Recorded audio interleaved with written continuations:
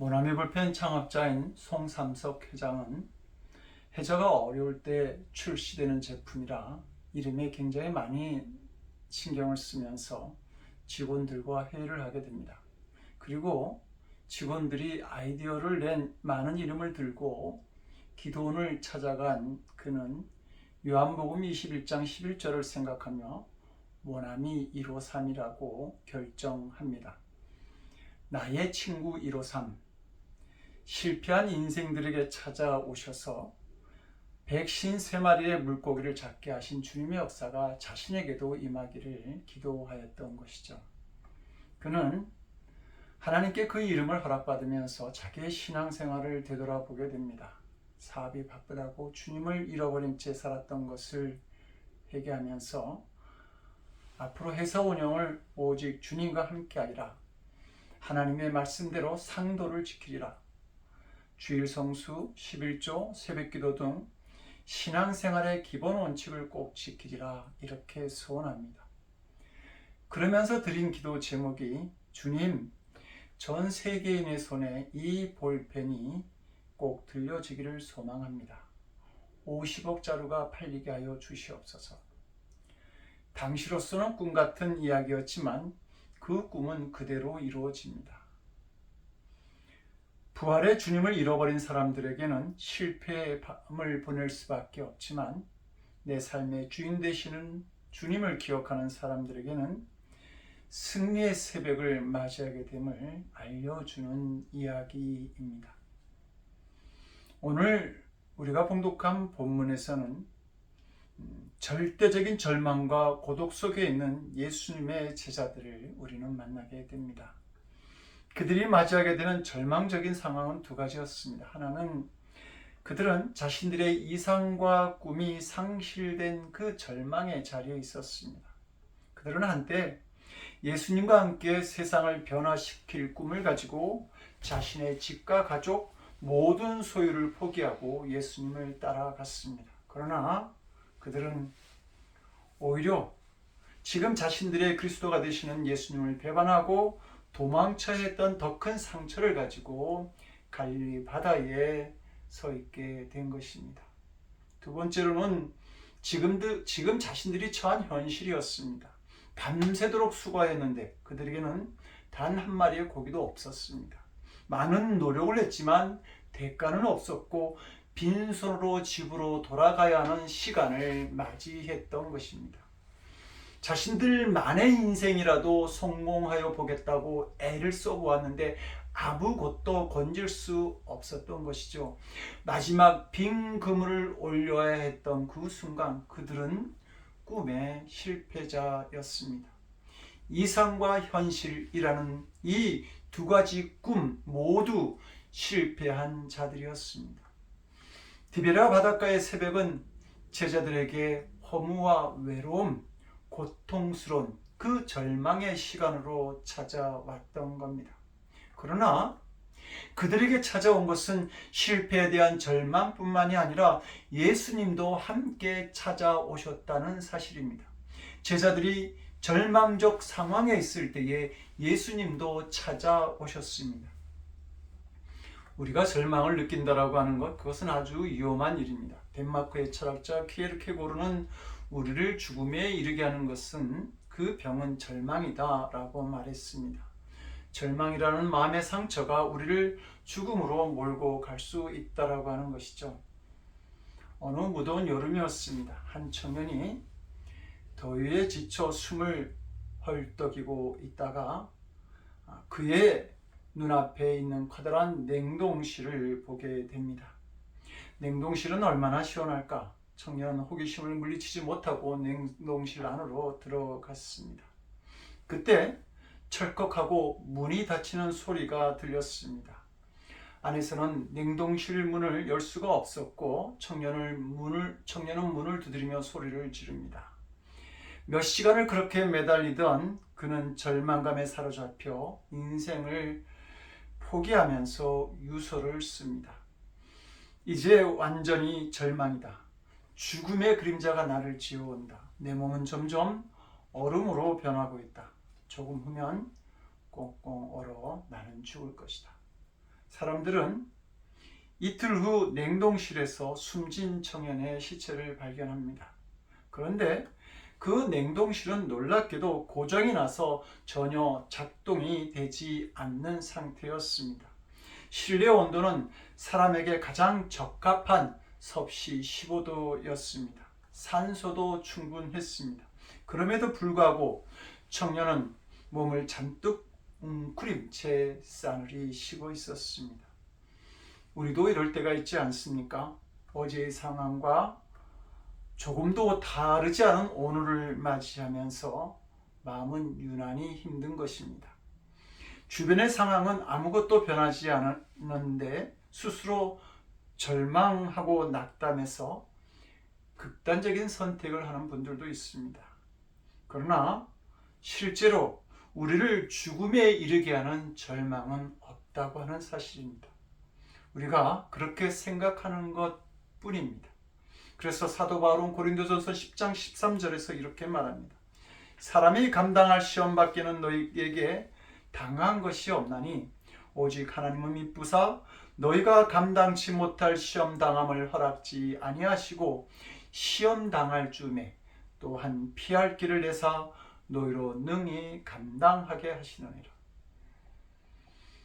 제자들을 찾아오신 예수님께서 그들에게 제일 먼저 하신 말씀은 너희에게 고기가 있느냐라는 질문이었습니다. 예수님께서 몰라서 물으셨을까요? 아니요. 다 아시면서 물어보신 것입니다. 그럼 왜 아시면서 뻔한 질문을 하셨을까요? 먼저는 자신들의 현실을 직시하고 그 현실을 인정하라고 하는 것입니다. 지금 그들의 상황이 절망적이며 결코 좋지 않다라고 하는 사실을 인정하시도록 하는 질문이었습니다. 절망적 상황을 벗어나는 기본적인 자세는 자신의 현실을 인정하는 것입니다. 어떤 사람은 옛날에는 내가 잘 나갔는데 라고 말을 하면서도 현실에 대해서는 인정하지 않으려고 합니다. 이런 사람은 결코 그 절망적인 상황을 헤쳐나갈 수 없습니다. 아니, 오히려 더 절망적인 상황으로 자신을 몰고 갈 뿐입니다. 자신의 현실을 인정하는 사람이 지혜로운 사람입니다. 그래야 자신이 할 수 있는 일을 바로 찾아갈 수 있습니다. 마찬가지로 내가 예전에 어떤 신앙생활을 했는가는 중요하지 않습니다.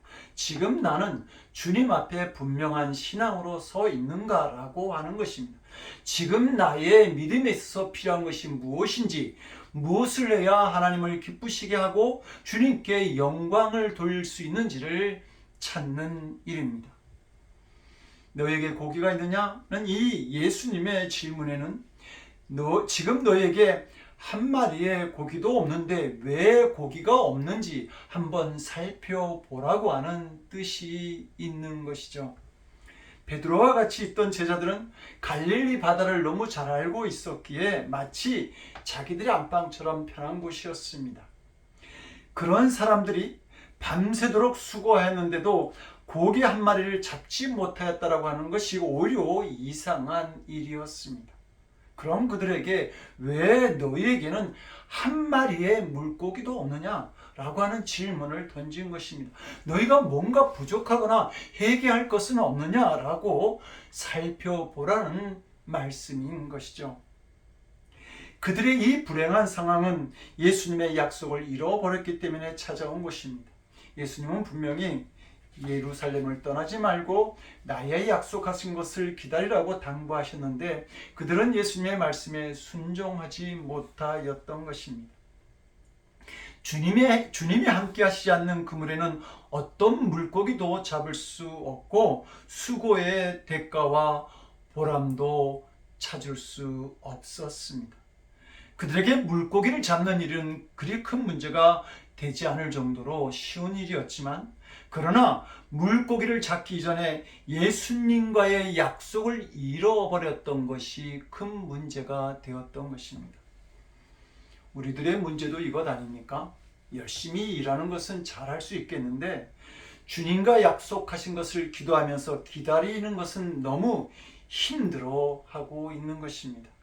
교회 일은 열심히 봉사할 수 있는데 기도하고 말씀을 보면서 나에게 찾아오실 주님을 기다리는 일은 너무 힘들어하고 있는 것이죠.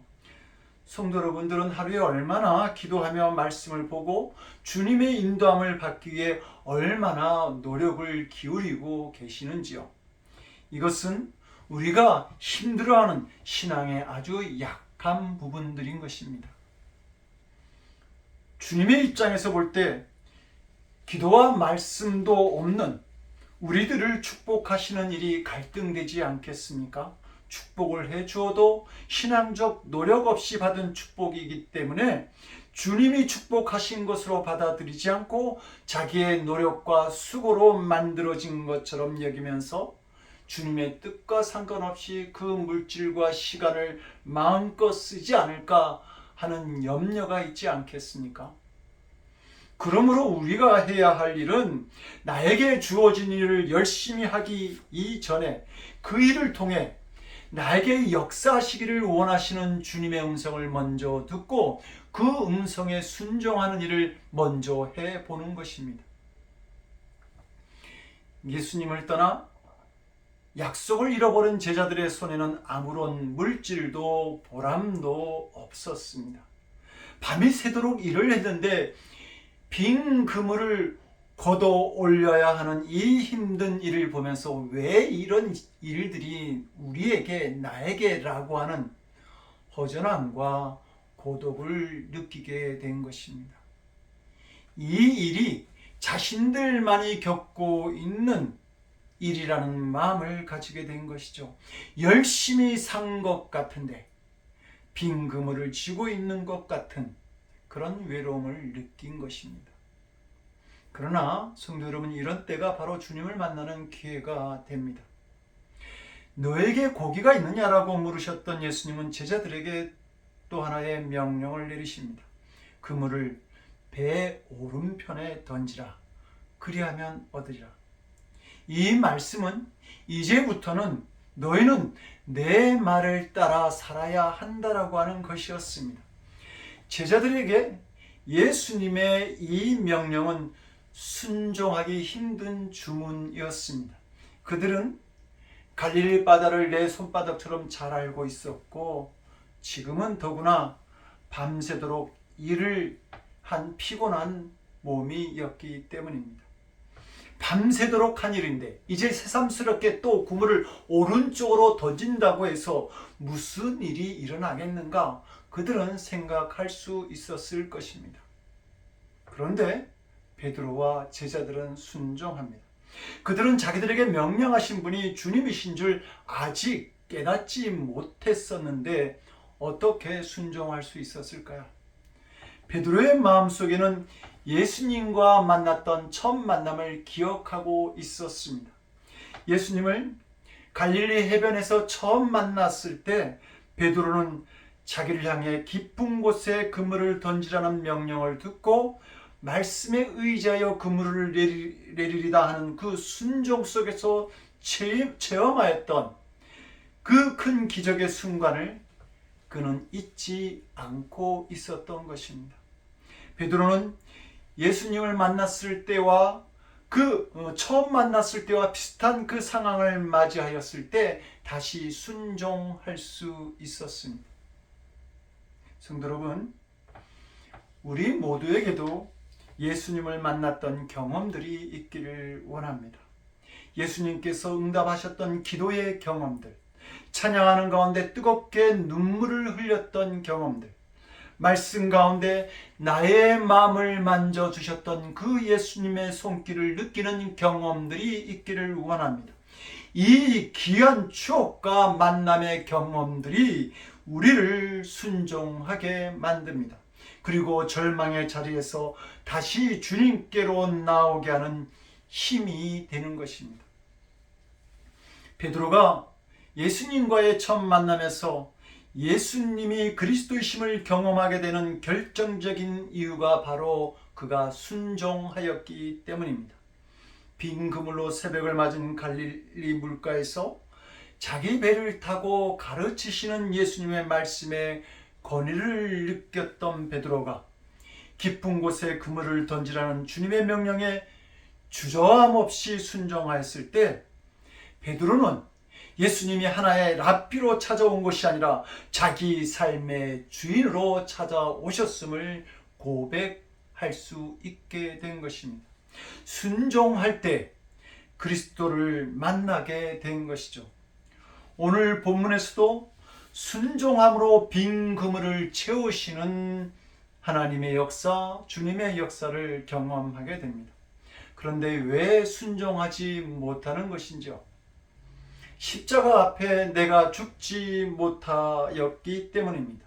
내가 주님 앞에서도 살아있기에 주님 말씀에 순종할 수 없는 것입니다.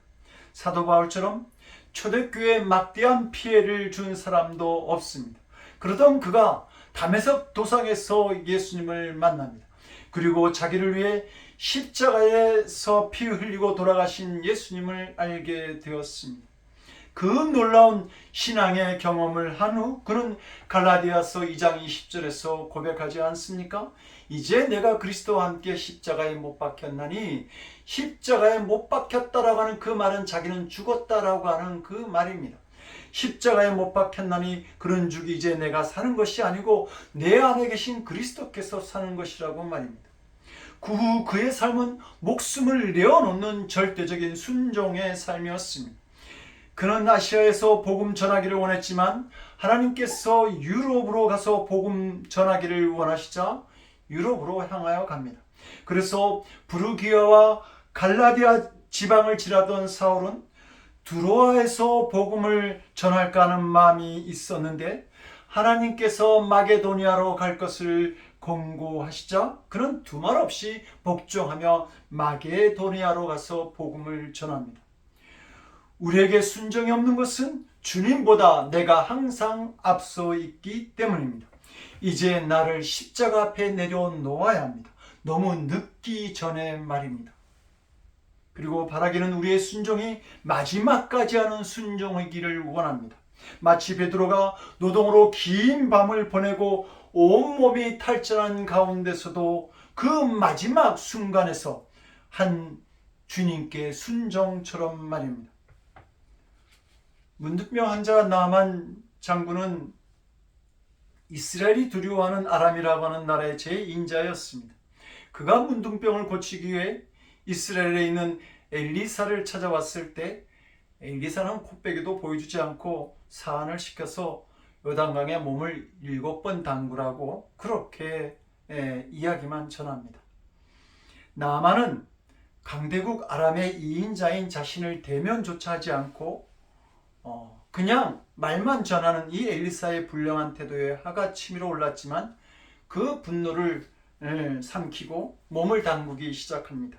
무려 6번씩이나 요단강에 몸을 담궈 보았는데 몸에는 아무런 변화도 일어나지 않았습니다. 순간 그에게는 의심과 분노가 일어나지 않았을까요? 그러나 그는 마지막까지 순종합니다. 7번까지 순종할 때 고름이 가득했던 그의 몸은 어린아이 피부처럼 회복되어질 뿐만 아니라 진정한 구원자 되시는 하나님을 만나는 축복을 받게 됩니다. 어떤 이는 이렇게 말할지 모르겠습니다. 예수님이 굳이 계셔야 합니까? 주님이 안 계시더라도 열심히 하면 되지 않겠습니까? 그러면 빈 그물이 채워지지 않을까요? 그러면 복되게 살 수 있게 될 것입니다. 정말 그렇습니까? 디베라 바닷가에 있는 베드로와 예수님의 제자들이 열심히 하지 않았습니까? 아니요. 그는 밤이 새도록 자기들의 모든 지식을 동원해서 일을 하였습니다. 그러나 그들은 빈 그물을 가지고 아침을 맞이하게 된 것입니다. 해밍웨이가 1952년도에 쓴 노인과 바다는 쿠바섬의 해변 오막살에 살던 늙은 어부 산티아고의 이야기입니다. 그는 고기를 잡기 위해 작은 배를 타고 멕시코만까지 가서 84일 동안 한 마리의 물고기도 잡지 못합니다. 그러다가 85일째에 큰 청새치가 낚시에 걸립니다. 그 고기는 얼마나 컸던지 온몸이 기진맥진해지는 사투 끝에 겨우 잡게 됩니다. 청새치가 너무 커서 배 위에 올려놓지 못하고 배 옆에 매단 채 기안하는 그는 큰 행복을 느끼죠. 그러나 그 기쁨도 잠깐 상어떼가 몰려들면서 또 사투를 벌이게 됩니다. 천신만고 끝에 겨우 집에 있는 폭으로 돌아와 보니 그 큰 고기는 단지 앙상한 뼈만 남아 있었습니다. 해밍웨이는 이 소설에서 인간은 죽을지라도 패배하지 않는다라고 하는 인간 승리를 표현하려고 했습니다. 이 말이 멋있게 들릴지 모르지만 그러나 이 책을 읽고 나면 그야말로 허무한 인생의 단면을 느끼게 됩니다. 해밍웨이는 이 작품으로 1953년 플리처상, 1954년 노벨 문학상을 연이어 수상합니다. 그런데 아이러니하게도 그는 이 작품 이후에는 거의 아무것도 발표하지 못한 채 우울증과 알코올 중독증 그리고 질병에 시달리다가 엽총으로 자살하고 맙니다. 노인과 바다의 스토리와 허무함이 그의 인생과 닮아 있음을 보게 되는 것이죠. 그러면서 역설적으로 생각하게 되는 것이 있습니다. 그것은 하나님을 잊은 채 살아가는 인생이 얼마나 허망한가 하는 것입니다. 열심히 해서 많은 것으로 채워놓으셨습니까? 그러나 예수님이 계시지 아니하면 아무것도 아닙니다. 우리는 주님을 떠난 곳, 주님의 말씀이 없고 주님 순종이 없는 생활에서는 우리의 열심이 그 어떤 열매도 거둘 수 없다는 것을 알아야 합니다. 꿈도 평안도 얻지 못합니다. 이 사실을 명심하시기 바랍니다. 언제까지나 주님과 함께 가겠노라고 하는 믿음, 끝까지 순종하는 믿음으로 예수님과 동행하겠다라고 하는 믿음이 축복된 믿음입니다. 이 믿음이 주님을 만나게 하기 때문입니다. 열심히 살아가십시오. 그러나 나의 모든 일에 주님이 먼저 말씀하시고 주장하시는 가운데 열심히 살아가는, 그리고 주님께서 빈 그물을 채우시는 은총을 경험하는 성도들이 되시기를 주님의 이름으로 간절히 축원드립니다. 기도하시겠습니다.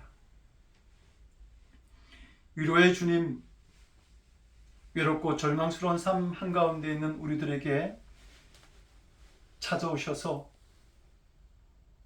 언제나 동행하는 삶을 통해서 근심하는 자 같으나 항상 기뻐하고 아무것도 없는 자 같으나 모든 것을 가진 자로 세우시는 주님을 저희들이 기뻐합니다.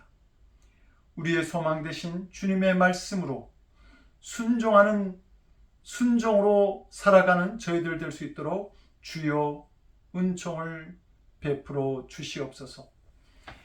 이제는 우리에게 길과 진리와 생명으로 찾아오신 우리 주 예수 그리스도의 크신 은혜와 독생자의 희생제물을 통해 우리를 향한 영원한 사랑을 약속하신 아버지 하나님의 극진하신 사랑하심과 지하 가득한 세상에서 우리 가운데 거하심에 참된 기쁨과 소망을 보여주신 성령님의 감화감동 우리 안에 교통하시고 역사하시는 놀라우신 은총이 어떤 상황 속에서도 주님만을 꼭 붙들고 말씀에 순종하는 삶을 살아가기를 원하는 거룩한 성도들 머리 위에, 저들의 삶과 가정과 일터와 드리는 기도 위에, 그리고 함께 복음사에게 힘쓰시는 선교사님들 위해 지금으로부터 영원토록 함께 없시기를 간절히 축원드리옵나이다. 아멘.